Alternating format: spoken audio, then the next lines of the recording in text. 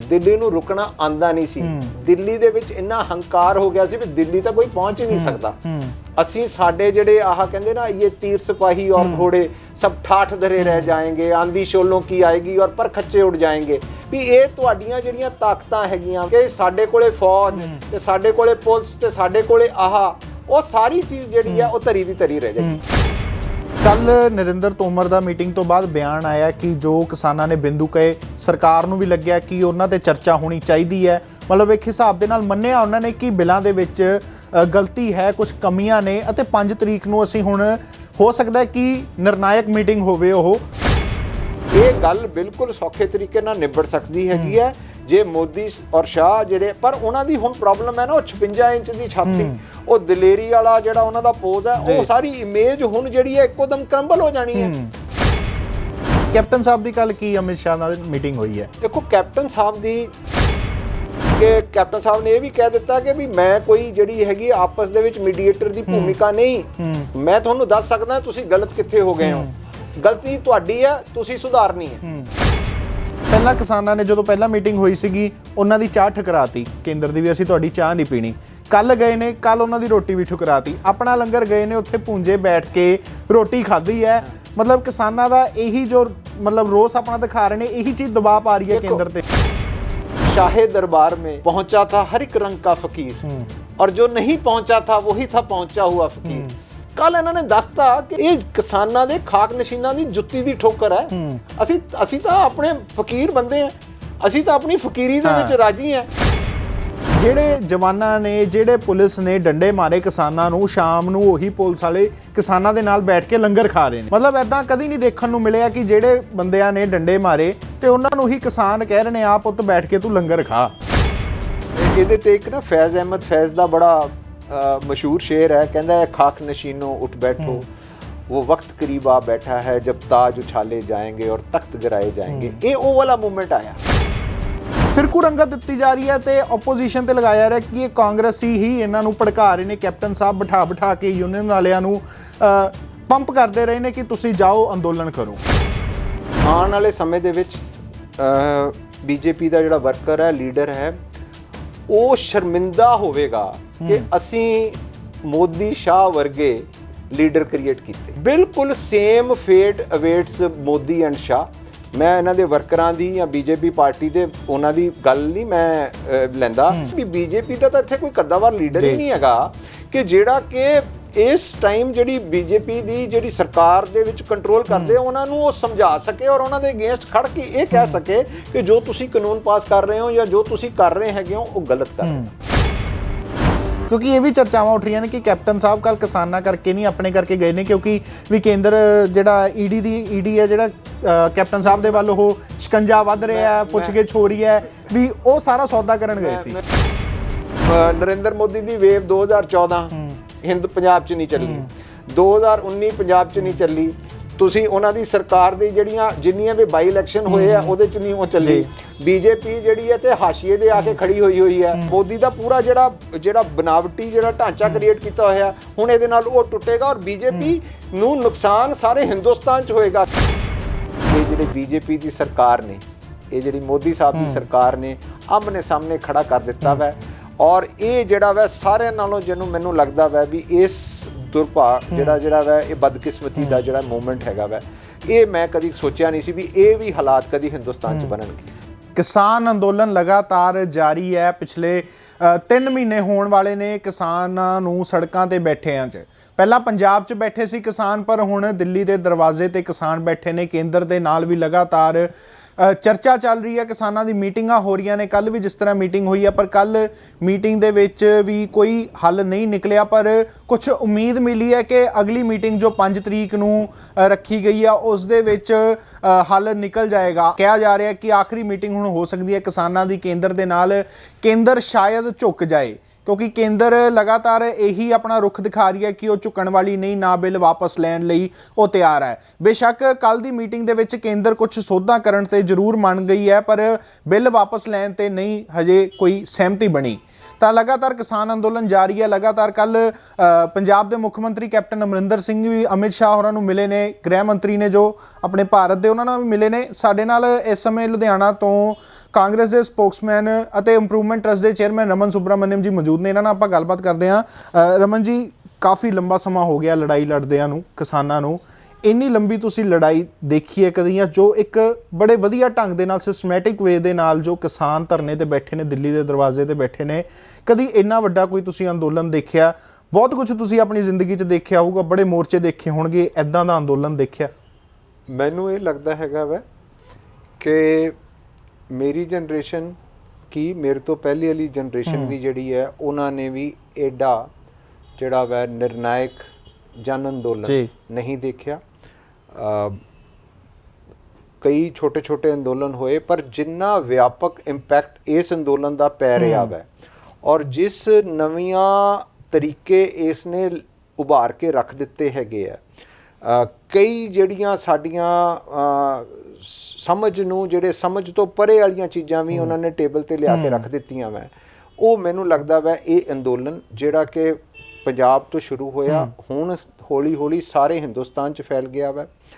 ਉਸ ਨੇ ਸਾਡੀ ਜਿਹੜੀ ਪੋਲੀਟੀਕਲ ਕਲਾਸ ਨੂੰ ਬੜੀ ਬੁਰੀ ਤਰ੍ਹਾਂ ਐਕਸਪੋਜ਼ ਵੀ ਕਰ ਦਿੱਤਾ ਵਾ, ਔਰ ਇਹ ਵੀ ਦੱਸ ਦਿੱਤਾ ਵਾ ਕਿ ਜੇ ਸਾਡੀ ਐਗਜ਼ੈਕਟਿਵ ਜਾਂ ਲੈਜਿਸਲੇਚਰ, ਜਿਹਨੂੰ ਆਪਾਂ ਕਹਿੰਦੇ ਆ ਸਾਡੇ ਬਿੱਲ ਬਣਾਉਣਗੇ, ਜੇ ਉਹ ਵਿਲ ਆਫ ਦਾ ਪੀਪਲ ਦੇ ਅਗੇਂਸਟ ਜਾਵੇਗੀ, ਤੇ ਫਿਰ ਵਿਲ ਆਫ ਦਾ ਪੀਪਲ ਉਸ ਐਗਜ਼ੈਕਟਿਵ ਨੂੰ, ਉਸ ਲੈਜਿਸਲੇਚਰ ਨੂੰ ਅਪੋਜ਼ ਕਰਨਾ, ਉਸ ਨੂੰ ਪਿੱਛੇ ਧੱਕਣ ਦਾ, ਔਰ ਉਸ ਨੂੰ ਮਜਬੂਰ ਕਰਨ ਦਾ ਵੀ ਕੰਮ ਫਿਰ ਲੋਕ ਜਿਹੜੇ ਆ ਸੜਕਾਂ ਤੇ ਉਤਰ ਕੇ ਕਰਨਗੇ।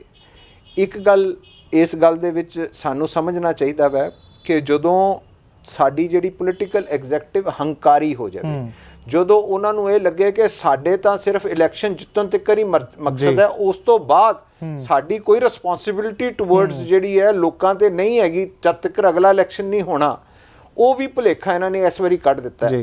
ਅਨਫੋਰਚੂਨੇਟ ਗੱਲ ਜਿਹੜੀ ਇਸ ਟਾਈਮ ਹੋਈ ਹੈਗੀ ਆ ਇਸ ਸਾਰੇ ਦੇ ਵਿੱਚ, ਕਿ ਕਿਸਾਨ ਦਾ ਪੁੱਤਰ ਜਵਾਨ ਹੈ, ਜਿਹੜਾ ਸਰਹੱਦਾਂ ਤੇ ਖੜਿਆ ਜਾਂ ਫੌਜ 'ਚ ਕੰਮ ਕਰਦਾ ਪਿਆ, ਪੁਲਿਸ 'ਚ ਕੰਮ ਕਰਦਾ ਪਿਆ, ਜ਼ਿਆਦਾਤਰ ਕਿਸਾਨੀ ਬੈਕਗਰਾਊਂਡ ਤੋਂ ਆਉਂਦੇ ਹੈਗੇ। ਅੱਜ ਪਿਓ ਪੁੱਤ ਨੂੰ ਅਕਾਲੀ, ਇਹ ਜਿਹੜੇ ਬੀਜੇਪੀ ਦੀ ਸਰਕਾਰ ਨੇ, ਇਹ ਜਿਹੜੀ ਮੋਦੀ ਸਾਹਿਬ ਦੀ ਸਰਕਾਰ ਨੇ ਆਮਨੇ ਸਾਹਮਣੇ ਖੜਾ ਕਰ ਦਿੱਤਾ ਵੈ, ਔਰ ਇਹ ਜਿਹੜਾ ਵੈ ਸਾਰਿਆਂ ਨਾਲੋਂ ਜਿਹਨੂੰ ਮੈਨੂੰ ਲੱਗਦਾ ਵੈ ਵੀ ਇਸ ਦੁਰਭਾਗ ਜਿਹੜਾ ਵੈ, ਇਹ ਬਦਕਿਸਮਤੀ ਦਾ ਜਿਹੜਾ ਮੂਵਮੈਂਟ ਹੈਗਾ ਵੈ, ਇਹ ਮੈਂ ਕਦੀ ਸੋਚਿਆ ਨਹੀਂ ਸੀ ਵੀ ਇਹ ਵੀ ਹਾਲਾਤ ਕਦੀ ਹਿੰਦੁਸਤਾਨ 'ਚ ਬਣਨਗੇ। ਕਿਸਾਨਾਂ ਨੇ ਜਦੋਂ ਬਾਰਡਰ ਟੱਪਣ ਦੀ ਕੋਸ਼ਿਸ਼ ਕੀਤੀ, ਸ਼ੰਭੂ ਬੈਰੀਅਰ ਤੇ ਆਪਾਂ ਗੱਲ ਕਰੀਏ, ਕਿਉਂਕਿ ਪੰਜਾਬ ਦੀ ਸਰਕਾਰ ਤਾਂ ਕੈਪਟਨ ਸਾਹਿਬ ਨਾਲ ਨੇ ਕਿਸਾਨਾਂ ਦੇ, ਜਦੋਂ ਸ਼ੰਭੂ ਟੱਪਣ ਲੱਗੇ ਤਾਂ ਹਰਿਆਣਾ ਪੁਲਿਸ ਨੇ ਪਾਣੀ ਦੀਆਂ ਬਛਾਰਾਂ ਚਲਾਈਆਂ ਉਹਨਾਂ ਤੇ, ਟੱਪ ਕੇ ਤੋੜ ਕੇ ਅੱਗੇ ਚਲੇ ਗਏ, ਕੁੰਡਲੀ ਬਾਰਡਰ ਤੇ ਪਹੁੰਚ ਗਏ, ਟਿਕਰੀ ਬਾਰਡਰ ਤੇ ਪਹੁੰਚ ਗਏ, ਉੱਥੇ ਵੀ ਟਕਰਾਅ ਹੋਇਆ। ਜਿਹੜੇ ਜਵਾਨਾਂ ਨੇ, ਜਿਹੜੇ ਪੁਲਿਸ ਨੇ ਡੰਡੇ ਮਾਰੇ ਕਿਸਾਨਾਂ ਨੂੰ, ਸ਼ਾਮ ਨੂੰ ਉਹੀ ਪੁਲਿਸ ਵਾਲੇ ਕਿਸਾਨਾਂ ਦੇ ਨਾਲ ਬੈਠ ਕੇ ਲੰਗਰ ਖਾ ਰਹੇ ਨੇ।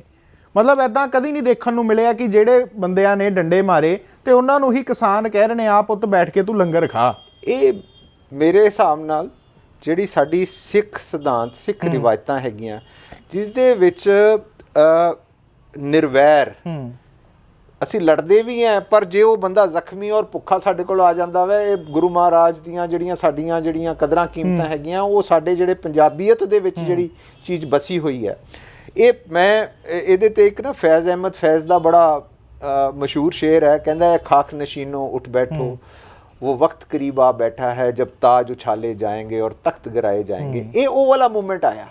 ਇਹਨਾਂ ਨੇ ਉਸ ਮੂਵਮੈਂਟ ਨੂੰ ਰੋਕਣ, ਦਬਾਉਣ ਦੇ ਬਜਾਏ ਉਭਾਰ ਦਿੱਤਾ ਹੋ।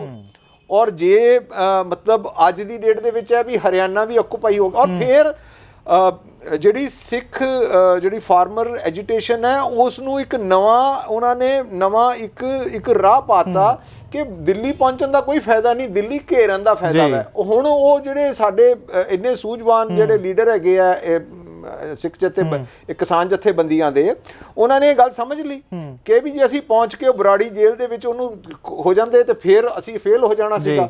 ਹੁਣ ਸਗੋਂ ਔਨ ਦਾ ਕੰਟਰੇਰੀ ਉਹਨਾਂ ਦੀ ਜਿਹੜੀ ਹਰਿਆਣਾ ਸਰਕਾਰ ਦੀ ਜਿਹੜੀ ਹੈਗੀ ਹੈ ਹੁਸ਼ਿਆਰੀ, ਜਾਂ ਉਹਨਾਂ ਦੇ ਆਪਣੇ ਆਪ ਤੇ ਇਹ ਗੱਲ ਹੋਣਾ ਕਿ ਵੀ ਮੈਂ ਬਹੁਤ ਅਸੀਂ ਬਲਸ਼ਾਲੀ ਹਾਂ ਔਰ ਬਲ ਦੇ ਨਾਲ ਅਸੀਂ ਇਹਨਾਂ ਨੂੰ ਰੋਕ ਲਾਂਗੇ, ਉਹ ਭਰਮ ਭੁਲੇਖਾ ਤਾਂ ਕੱਢ ਦਿੱਤਾ।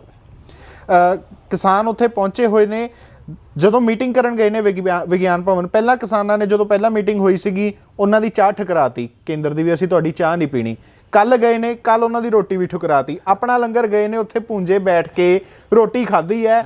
ਮਤਲਬ ਕਿਸਾਨਾਂ ਦਾ ਇਹੀ ਜੋ ਮਤਲਬ ਰੋਸ ਆਪਣਾ ਦਿਖਾ ਰਹੇ ਨੇ, ਇਹੀ ਚੀਜ਼ ਦਬਾਅ ਪਾ ਰਹੀ ਹੈ ਕੇਂਦਰ ਤੇ। ਕਿੰਨੀ ਖੂਬਸੂਰਤ ਇਹ ਗੱਲ ਹੋਈ ਹੈ ਜੀ, ਇਹ ਕਿੰਨੀ ਖੂਬਸੂਰਤ ਗੱਲ ਹੋਈ। ਇੱਕ ਬੜਾ ਮਸ਼ਹੂਰ, ਫਿਰ ਮੈਂ ਇੱਕ ਸ਼ੇਰ ਦੇ ਨਾਲ ਹੀ ਤੁਹਾਨੂੰ ਦੱਸ, ਇਹ ਕਹਿੰਦਾ शाहे दरबार में पहुंचा था हर एक रंग का फकीर और जो नहीं पहुंचा था वही था पहुंचा हुआ फकीर। ਕੱਲ ਇਹਨਾਂ ਨੇ ਦੱਸਤਾ ਕਿ ਵੀ ਤੇਰੀ ਜਿਹੜੀ ਇਹ ਜਿਹੜੀਆਂ ਰੁਤਬਿਆਂ ਦੀਆਂ, ਇਹ ਜਿਹੜੀਆਂ ਸ਼ਾਨੋ ਸ਼ੌਕਤ ਰਾਜਿਆਂ ਦੀਆਂ, ਇਹ ਕਿਸਾਨਾਂ ਦੇ ਖਾਕ ਨਸ਼ੀਨਾਂ ਦੀ ਜੁੱਤੀ ਦੀ ਠੋਕਰ ਹੈ। ਅਸੀਂ ਤਾਂ ਆਪਣੇ ਫਕੀਰ ਬੰਦੇ ਹਾਂ, ਅਸੀਂ ਤਾਂ ਆਪਣੀ ਫਕੀਰੀ ਦੇ ਵਿੱਚ ਰਾਜੀ ਹਾਂ।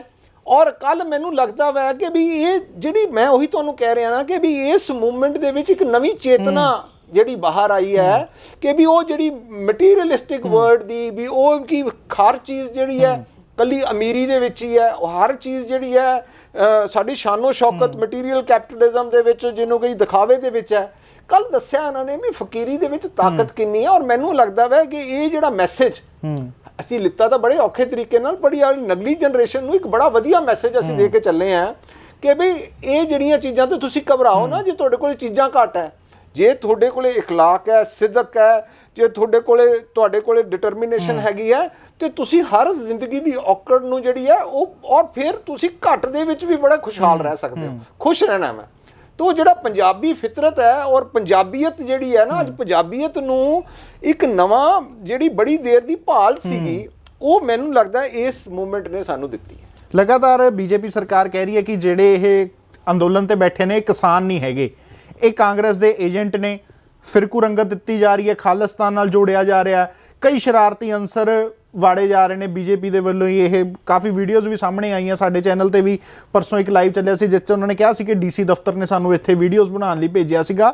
ਫਿਰਕੂ ਰੰਗਤ ਦਿੱਤੀ ਜਾ ਰਹੀ ਹੈ ਤੇ ਓਪੋਜੀਸ਼ਨ ਤੇ ਲਗਾਇਆ ਜਾ ਰਿਹਾ ਕਿ ਇਹ ਕਾਂਗਰਸੀ ਹੀ ਇਹਨਾਂ ਨੂੰ ਭੜਕਾ ਰਹੇ ਨੇ। ਕੈਪਟਨ ਸਾਹਿਬ ਬਿਠਾ ਕੇ ਯੂਨੀਅਨ ਵਾਲਿਆਂ ਨੂੰ ਪੰਪ ਕਰਦੇ ਰਹੇ ਨੇ ਕਿ ਤੁਸੀਂ ਜਾਓ ਅੰਦੋਲਨ ਕਰੋ।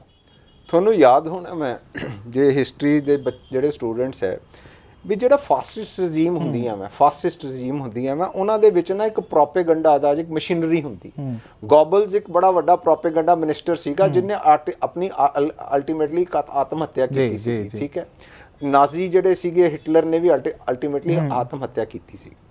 ਮੈਂ ਅੱਜ ਇਹ ਪ੍ਰੈਡਿਕਟ ਕਰਦਾ ਮੈਂ ਕਿ ਜਦੋਂ ਇਹ ਅਸੀਂ ਸਾਡੇ ਕਿਸਾਨ ਵੀਰ ਉੱਥੋਂ ਜਿੱਤ ਕੇ ਆਉਣਗੇ, ਬੀਜੇਪੀ ਆਉਣ ਵਾਲੇ ਸਮੇਂ ਦੇ ਵਿੱਚ ਬੀਜੇਪੀ ਦਾ ਜਿਹੜਾ ਵਰਕਰ ਹੈ, ਲੀਡਰ ਹੈ, ਉਹ ਸ਼ਰਮਿੰਦਾ ਹੋਵੇਗਾ ਕਿ ਅਸੀਂ ਮੋਦੀ ਸ਼ਾਹ ਵਰਗੇ ਲੀਡਰ ਕ੍ਰੀਏਟ ਕੀਤੇ। ਉਹ ਜਿਸ ਤਰ੍ਹਾਂ ਅੱਜ ਦੀ ਡੇਟ 'ਚ ਜਰਮਨੀ ਨਾਜ਼ੀ ਪਾਰਟੀ ਤੋਂ ਘ੍ਰਿਣਾ ਕਰਦੀ ਹੈ, ਹਿਟਲਰ ਦੇ ਨਾਂ ਤੇ ਉਹ ਆਪਣੇ ਆਪ ਨੂੰ ਸ਼ਰਮਿੰਦਾ ਮਹਿਸੂਸ ਕਰਦੀ ਹੈ ਕਿ ਉਹਨਾਂ ਨੇ ਕਿੰਨੇ ਸਾਡੇ ਤੇ ਉਹ ਜ਼ੁਲਮ ਢਾਏ ਲੋਕਾਂ ਤੇ, ਹਿਊਮੈਨਿਟੀ ਤੇ। ਬਿਲਕੁਲ ਸੇਮ ਫੇਟ ਅਵੇਟਸ ਮੋਦੀ ਐਂਡ ਸ਼ਾਹ। ਮੈਂ ਇਹਨਾਂ ਦੇ ਵਰਕਰਾਂ ਦੀ ਜਾਂ ਬੀਜੇਪੀ ਪਾਰਟੀ ਦੇ ਉਹਨਾਂ ਦੀ ਗੱਲ ਨਹੀਂ ਮੈਂ ਲੈਂਦਾ, ਪਰ ਜਦੋਂ ਅਸੀਂ ਇੱਕ ਮੌਨਸਟਰ ਕ੍ਰੀਏਟ ਕਰ ਦਿੰਨੇ ਆ, ਜਦੋਂ ਉਹ ਸਿਸਟਮ ਨੇ ਉਹ ਮੌਨਸਟਰ ਕ੍ਰੀਏਟ ਕਰ ਦਿੱਤਾ, ਉਹ ਜਿਹੜਾ ਚੀਜ਼ ਹੈ ਅਲਟੀਮੇਟਲੀ ਤੁਹਾਨੂੰ ਸ਼ਰਮਿੰਦਗੀ ਦਾ ਤੁਹਾਡਾ ਬਾਇਸ ਬਣਦਾ ਹੈ। ਔਰ ਇਹੀ ਹਾਲ, ਇਹ ਜਿਹੜਾ ਪ੍ਰੋਪੇਗੰਡਾ, ਨਾ ਤਾਂ ਉੱਥੇ ਕੋਈ ਖਾਲਿਸਤਾਨੀ ਹੈ, ਨਾ ਹੀ ਉੱਥੇ ਕੋਈ ਨਕਸਲਵਾਦੀ ਹੈ। ਇੱਕ ਕੋਈ ਐਕਟਰੈਸ ਨੇ ਕਹਿ ਦਿੱਤਾ ਕਿ ਜੀ ਉਹ ਸਾਡੀ ਬਜ਼ੁਰਗ ਮਾਤਾ ਨੂੰ ਵੀ ਅਸੀਂ 100 ਰੁਪਏ ਤੇ ਆਈ ਹੈ। ਵੀ ਇੱਥੇ ਜੱਟਾਂ ਦੇ ਜਿਹੜੇ ਬੱਚੇ ਆ ਉਹ ਤਾਂ ਜੀ ਘਰਾਂ ਦੇ ਵਿੱਚ ਮੁਫਤ ਖਾਣਾ ਦਿੰਦੇ ਆ। ਮਤਲਬ ਉਹ ਲੰਗਰ ਜਿਹੜੀ ਪ੍ਰਥਾ ਹੈਗੀ ਹੈ ਸਾਡੇ ਇੰਨੇ ਕਿੰਨੇ ਜਗ੍ਹਾ ਤੇ ਅਸੀਂ ਚਲਾਉਂਦੇ ਹੈਗੇ ਆ। ਮਤਲਬ ਇਹ ਅਸਲ ਵਿੱਚ ਗੱਲ ਮੈਂ ਤੁਹਾਨੂੰ ਦੱਸਾਂ ਕਿ ਬੀਜੇਪੀ ਸ਼ੁਰੂ ਤੋਂ ਜਿਹੜੀ ਹੈ ਪੰਜਾਬ ਦੇ ਵਿੱਚ ਅਕਾਲੀਆਂ ਦੀ ਵਿਸਾਖੀ ਤੇ ਖੜੀ ਸੀ। ਠੀਕ ਹੈ, ਬੀਜੇਪੀ ਦਾ ਨਾ ਤਾਂ ਇੱਥੇ ਕੋਈ ਕੱਦਾਵਰ ਲੀਡਰ ਹੈਗਾ ਵੈ ਤੇ ਨਾ ਹੀ ਉਹਨਾਂ ਦਾ ਕੋਈ ਇੱਥੇ ਲੋਕਲ ਬੇਸ ਸੀਗਾ। ਹੁਣ ਅਕਾਲੀ ਦਲ ਨੂੰ ਇਸ ਹਾਲਾਤ ਦੇ ਵਿੱਚ ਮਜਬੂਰੀ ਦੇ ਨਾਲ ਬਾਹਰ ਆਉਣਾ ਪਿਆ। ਉਹਨਾਂ ਨੇ ਪਹਿਲਾਂ ਇਹਨੂੰ ਰਿਜੈਕਟ ਕੀਤਾ। ਹੁਣ ਉਹ ਸਾਰਾ ਕੁਝ ਆਪਣੇ ਆਪ ਨੂੰ ਆਪਣੀ ਰਿਕਵਰ ਕਰਨ ਦੀ ਵੀ ਆਪਣਾ ਜਿਹੜਾ ਸਪੋਰਟ ਬੇਸ ਹੈ ਉਸ ਨੂੰ ਰਿਕਵਰ ਕਲੈਕਟ, ਪਰ ਉਹਨਾਂ ਲਈ ਵੀ ਬੜਾ ਔਖਾ ਹੋ ਜਾਣਾ ਹੈ। ਪਰ ਇੱਕ ਗੱਲ ਤਾਂ ਬਿਲਕੁਲ ਕਲੀਅਰ ਹੈ ਨਾ ਵੀ ਬੀਜੇਪੀ ਦਾ ਤਾਂ ਇੱਥੇ ਕੋਈ ਕੱਦਾਵਰ ਲੀਡਰ ਹੀ ਨਹੀਂ ਹੈਗਾ ਕਿ ਜਿਹੜਾ ਕਿ ਇਸ ਟਾਈਮ ਜਿਹੜੀ ਬੀਜੇਪੀ ਦੀ ਜਿਹੜੀ ਸਰਕਾਰ ਦੇ ਵਿੱਚ ਕੰਟਰੋਲ ਕਰਦੇ ਉਹਨਾਂ ਨੂੰ ਉਹ ਸਮਝਾ ਸਕੇ ਔਰ ਉਹਨਾਂ ਦੇ ਅਗੇਂਸਟ ਖੜ ਕੇ ਇਹ ਕਹਿ ਸਕੇ ਕਿ ਜੋ ਤੁਸੀਂ ਕਾਨੂੰਨ ਪਾਸ ਕਰ ਰਹੇ ਹੋ ਜਾਂ ਜੋ ਤੁਸੀਂ ਕਰ ਰਹੇ ਹੈਗੇ ਹੋ ਉਹ ਗਲਤ ਕਰ ਰਹੇ ਹੋ। ਕੱਲ ਨਰਿੰਦਰ ਤੋਮਰ ਦਾ ਮੀਟਿੰਗ ਤੋਂ ਬਾਅਦ ਬਿਆਨ ਆਇਆ ਕਿ ਜੋ ਕਿਸਾਨਾਂ ਨੇ ਬਿੰਦੂ ਕਹੇ ਸਰਕਾਰ ਨੂੰ ਵੀ ਲੱਗਿਆ ਕਿ ਉਹਨਾਂ ਤੇ ਚਰਚਾ ਹੋਣੀ ਚਾਹੀਦੀ ਹੈ, ਮਤਲਬ ਇੱਕ ਹਿਸਾਬ ਦੇ ਨਾਲ ਮੰਨਿਆ ਉਹਨਾਂ ਨੇ ਕਿ ਬਿੱਲਾਂ ਦੇ ਵਿੱਚ ਗਲਤੀ ਹੈ, ਕੁਝ ਕਮੀਆਂ ਨੇ ਅਤੇ 5 ਤਰੀਕ ਨੂੰ ਅਸੀਂ ਹੁਣ ਹੋ ਸਕਦਾ ਹੈ ਕਿ ਨਿਰਣਾਇਕ ਮੀਟਿੰਗ ਹੋਵੇ। ਉਹ ਤੁਹਾਨੂੰ ਕੀ ਲੱਗਦਾ ਕਿਹੜੇ ਇਹੋ ਜਿਹੇ ਬਿੰਦੂ ਰਹੇ ਨੇ ਜਿਨ੍ਹਾਂ ਦੇ ਕਿਸਾਨਾਂ ਨੇ ਦਬਾਅ ਪਾਇਆ ਕੇਂਦਰ ਸਰਕਾਰ ਤੇ ਕਿ ਕੇਂਦਰ ਸਰਕਾਰ ਹੁਣ ਮੰਨ ਗਈ ਹੈ ਕਿ ਵਾਕਈ ਬਿੱਲਾਂ ਦੇ ਵਿੱਚ ਕੁਝ ਗਲਤੀ ਹੈ? ਉਹ ਕਿਹੜਾ ਇਹੋ ਜਿਹਾ ਪ੍ਰੈਸ਼ਰ ਸੀ, ਕਿਹੜੀਆਂ ਇਹੋ ਜਿਹੀਆਂ ਗੱਲਾਂ ਸੀ? ਪਹਿਲੀ ਗੱਲ ਤਾਂ ਜਿਹੜੀ ਉਹਨਾਂ ਦਾ ਜਿਹੜਾ ਬਿਆਨ ਸੀਗਾ ਬੜਪਨ ਇਹ ਹੁੰਦਾ ਵੈ ਕਿ ਜਦੋਂ ਖੁੱਲ ਦਿਲੀ ਨਾਲ ਬੰਦਾ ਆਪਣੀ ਨਾ ਗਲਤੀ ਮੰਨ ਲਵੇ। ਉਹਨਾਂ ਦੀ ਹੱਲੇ ਵੀ ਤੰਗ ਦਿਲੀ ਦਿਖਦੀ ਪਈ ਆ। ਉਹ ਸਾਰੇ ਕਾਨੂੰਨ ਦੇ ਕੁਝ ਬਿੰਦੂ ਨਹੀਂ, ਸਾਰੇ ਕਾਨੂੰਨ ਗਲਤ ਨੇ। ਸਾਰਾ ਦਾ ਸਾਰਾ ਕਾਨੂੰਨ ਗਲਤ ਹੈ। ਔਰ ਫਿਰ ਦੂਸਰੀ ਗੱਲ ਕਿ ਜਿਹੜੇ ਉੱਥੇ ਲੀਡਰ ਬੈਠ ਕੇ ਗੱਲਬਾਤ ਕਰ ਰਹੇ ਨੇ ਉਹ ਮਖੌਟੇ ਨੇ। ਉਹਨਾਂ ਦੇ ਪਿੱਛੇ ਉਹਨਾਂ ਦੇ ਜਿਹੜੇ ਹੱਥ ਉਹ ਦਸਤਾਨੇ ਨੇ, ਹੱਥ ਉਹਨਾਂ ਦੇ ਪਿੱਛੇ ਹੋਰ ਹੈ। ਜਦ ਤੱਕ ਉਹ ਹੱਥ ਸਾਹਮਣੇ ਨਹੀਂ ਆਣਗੇ ਇਹ ਕਿਸਾਨਾਂ ਨਾਲ ਮੀਟਿੰਗ ਕਰਨ ਤੋਂ ਪਹਿਲਾਂ 3-3 4-4 ਵਾਰੀ ਮੀਟਿੰਗਾਂ ਹੁੰਦੀਆਂ ਨੇ ਘਰਾਂ ਦੇ ਵਿੱਚ। ਉਹਨਾਂ ਨੂੰ ਜਦ ਤੱਕ ਮੋਦੀ ਔਰ ਸ਼ਾਹ ਗ੍ਰੀਨ ਸਿਗਨਲ ਨਹੀਂ ਦੇਣਗੇ, ਜੋ ਉਹ ਰਟਾ ਕੇ ਨਹੀਂ ਭੇਜਣਗੇ, ਉਹਨਾਂ ਨੇ ਉਹੀ ਗੱਲ ਕਰਨੀ ਹੈਗੀ ਹੈ। ਇਹ ਗੱਲ ਬਿਲਕੁਲ ਸੌਖੇ ਤਰੀਕੇ ਨਾਲ ਨਿਬੜ ਸਕਦੀ ਹੈਗੀ ਹੈ ਜੇ ਮੋਦੀ ਔਰ ਸ਼ਾਹ ਜਿਹੜੇ, ਪਰ ਉਹਨਾਂ ਦੀ ਹੁਣ ਪ੍ਰੋਬਲਮ ਹੈ ਨਾ, ਉਹ 56 ਇੰਚ ਦੀ ਛਾਤੀ, ਉਹ ਦਲੇਰੀ ਵਾਲਾ ਜਿਹੜਾ ਉਹਨਾਂ ਦਾ ਪੋਜ਼ ਹੈ, ਉਹ ਸਾਰੀ ਇਮੇਜ ਹੁਣ ਜਿਹੜੀ ਹੈ ਇੱਕੋਦਮ ਕਰੰਬਲ ਹੋ ਜਾਣੀ ਹੈ।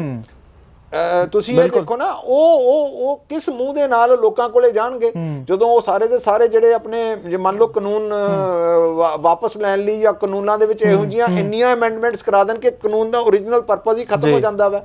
ਉਹ ਤਾਂ ਬਿਲਕੁਲ ਹੀ ਖਤਮ ਹੋ ਜਾਣਾ ਵਾ। ਮੇਰਾ ਫਿਰ ਤੁਹਾਨੂੰ ਇਹ ਗੱਲ ਕਹਿਣਾ ਮੈਂ ਕਿ ਵੀ ਹੱਲੇ ਤਾਂ ਜਿੰਨੀ ਜਲਦੀ ਇਸ ਗੱਲ ਦੀ ਰਿਅਲਾਈਜੇਸ਼ਨ ਮੋਦੀ ਗਵਰਨਮੈਂਟ ਨੂੰ ਹੋ ਜਾਵੇ ਕਿ ਵੀ ਅਸੀਂ ਦੁਬਾਰਾ ਕਾਨੂੰਨ ਸਟੇਕ ਹੋਲਡਰਸ ਨੂੰ ਲੈ ਕੇ ਸਾਰਿਆਂ ਨੂੰ ਅਸੀਂ ਦੁਬਾਰਾ ਚਰਚਾ ਕਰਨ ਨੂੰ, ਰਿਫਾਰਮਸ ਦੇ ਵਿੱਚ ਕਿਸੇ ਨੂੰ ਕੋਈ ਪ੍ਰੋਬਲਮ ਨਹੀਂ ਹੈ।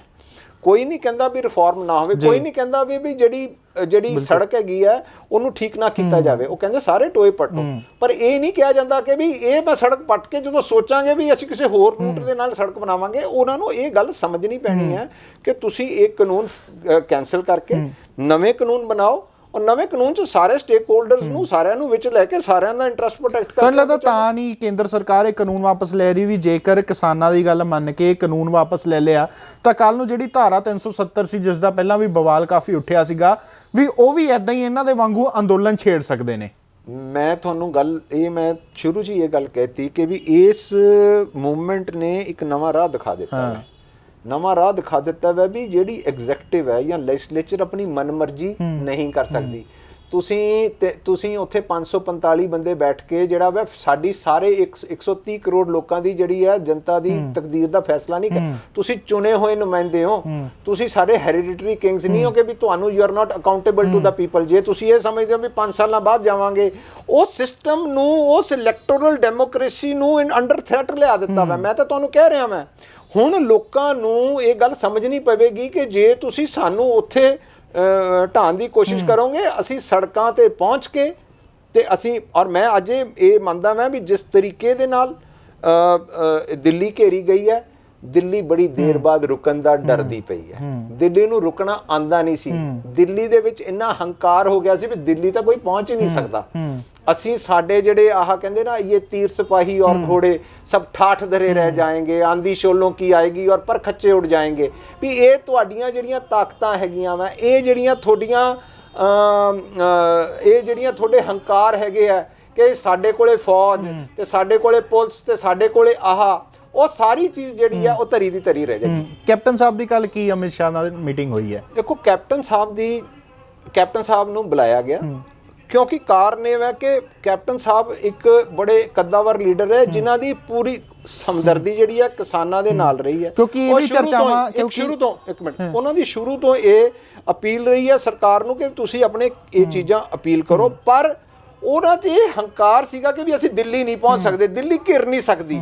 ਉਹਨਾਂ ਨੂੰ ਕੋਈ ਫਰਕ ਨਹੀਂ ਪੈਂਦਾ ਸੀ ਪੰਜਾਬ ਜੇ ਬੰਦ ਵੀ ਰਹੇ, ਉਹਨਾਂ ਨੂੰ ਕੋਈ ਫਰਕ ਨਹੀਂ ਪੈਂਦਾ ਇੱਥੋਂ ਦੀ 13 MP ਉਹਨਾਂ ਦੇ ਹੱਕ 'ਚ ਨਾ ਵੀ ਆਣ, ਉਹਨਾਂ ਨੂੰ ਕੋਈ ਫਰਕ ਨਹੀਂ ਪੈਂਦਾ ਵੀ ਬੀਜੇਪੀ ਇੱਥੇ ਸਰਕਾਰ 'ਚ ਆਵੇ ਨਾ ਆਵੇ, ਅਸੀਂ ਹੋਰ ਜਗ੍ਹਾ ਆਪਣੇ ਮੈਂਡੇਟਸ ਆਪਣੇ ਉਹਨਾਂ ਨੂੰ ਪੂਰੇ ਕਰੀ ਜਾਂਦੇ ਆ। ਤੋ ਇਹ ਗੱਲ ਜਿਹੜੀ ਸਾਰੀ ਹੈ ਇਹ ਗੱਲ ਜਿਹੜੀ ਹੈ ਉਹ ਔਰ ਉਹਨਾਂ ਨੂੰ ਮੇਰਾ ਆਪਣਾ ਇਹ ਮੰਨਣਾ ਹੈ ਕਿ ਕੈਪਟਨ ਸਾਹਿਬ ਨੇ ਇਹ ਵੀ ਕਹਿ ਦਿੱਤਾ ਕਿ ਵੀ ਮੈਂ ਕੋਈ ਜਿਹੜੀ ਹੈਗੀ ਆਪਸ ਦੇ ਵਿੱਚ ਮੀਡੀਏਟਰ ਦੀ ਭੂਮਿਕਾ ਨਹੀਂ, ਮੈਂ ਤੁਹਾਨੂੰ ਦੱਸ ਸਕਦਾ ਤੁਸੀਂ ਗਲਤ ਕਿੱਥੇ ਹੋ ਗਏ ਹੋ, ਗਲਤੀ ਤੁਹਾਡੀ ਹੈ, ਤੁਸੀਂ ਸੁਧਾਰਨੀ ਹੈ।